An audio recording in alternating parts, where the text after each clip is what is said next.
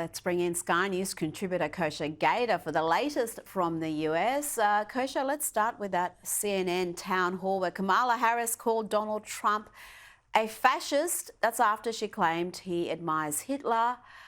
What do you make of these tactics so close to November 5?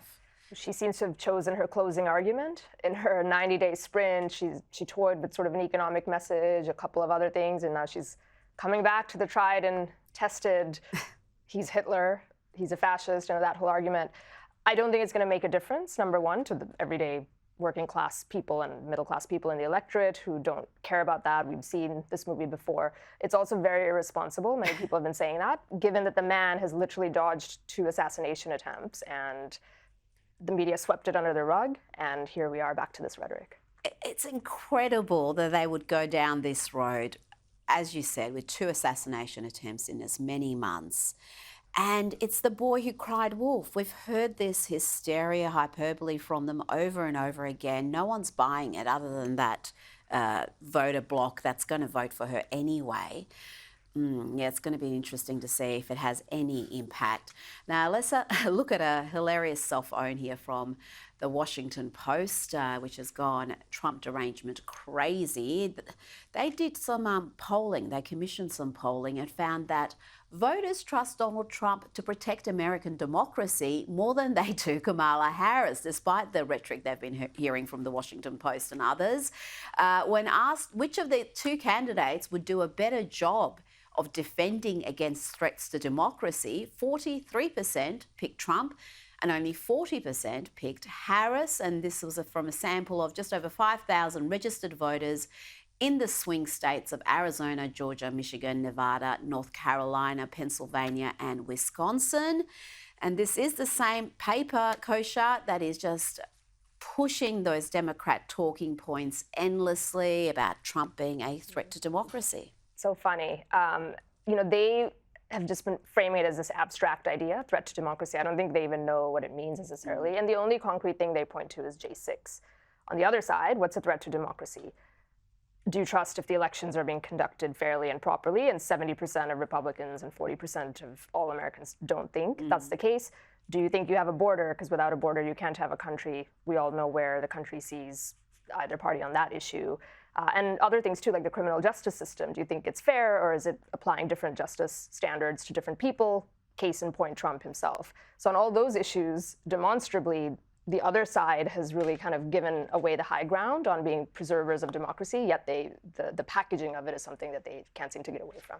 Now, former Democrat Tulsi Gaba, she was the Hawaiian congresswoman for many years, has officially joined the Republican Party. She announced the move on stage at a Trump rally in North Carolina. It is because of my love for our country, and specifically because of the leadership that President Trump has brought to transform the Republican Party and bring it back to the party of the people and the party of peace, that I'm proud to stand here with you today, President Trump, and announce that I'm joining the Republican Party. Kosha, I can't believe that. I mean, it was a few years ago she ended Kamala's campaign to be president. That was brutal. She took her down systematically, and now she's a Republican. It really is a remarkable evolution. She came on the political scene. Everybody loved her on the other side. She talks about how she grew up a lifelong Democrat. She's a woman. She served in active combat. She's young, good, very articulate communicator. The Democrats loved her, and very quickly when she arrived as a freshman congresswoman, they gave her prominent positions in the DNC and all sorts of things. And then she talks about this, that at some point when she was first to pipe up and speak about the fact that she actually is anti-war and doesn't agree with the foreign interventionism that's taken hold of both parties in recent years, they promptly moved to sweep her away. Incredible. And then she tangled with Hillary Clinton, she tangled with Kamala, then she declared herself an independent, and now she's completing her journey and coming on as a GOP, and it's quite remarkable.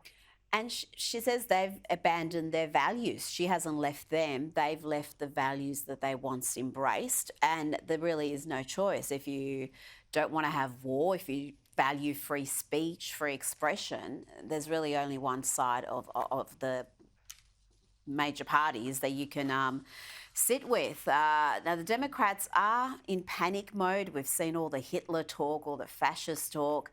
And Kamala Harris is, instead of being in the swing states, she's in Texas talking about abortion. I mean, what is the strategy here? Why would she waste any time in a state where she's got zero chance? So there's only two scenarios in which a candidate would do this. One is they have a complete lock on all the battleground states, they've got it in the bag, and they're trying to expand the battlefield, and no indication so far suggests that's at all the case with her. The other reason is you're kind of on some level throwing in the towel, where you know that the battlefield is shrinking, and you want to throw your support behind the downstream, the down ballot candidates, the Senate and congressional leaders, because sort of the writing might be on the wall for the national, and that's why she's doing that. There's a tight race there with Senator Cruz and his opponent, and maybe she's throwing in there. So they don't want to lose all three, that they want to have something so that the Republicans aren't. And throw her support exactly to do that, so that at least... Surely we're not there yet for them. I mean, it's very tight, but it is an interesting tell. It is an interesting tell. It's either one, where she's got the whole thing in the bag, and we're all going to be surprised because that's not what the polling or anything indicates, or it's the other, that she's kind of given up and she's helping the lower tier. Now, former Republican Liz Cheney is back in the Harris-Walz team, and it's rumoured that she is now in the running for a critical position within the administration, if they were to get up, a cabinet post, no less. Is this something that could unify the left and the right? I asked this knowing the answer, but I know there's a lot of people on the left, a lot of people in the media who see this as a win for the Democrats. How do you see it?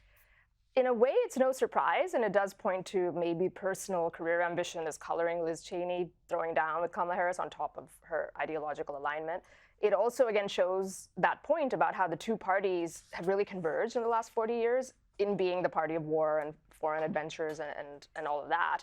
And for her to be in a cabinet position just really underlines that point, which doesn't bode well with the right.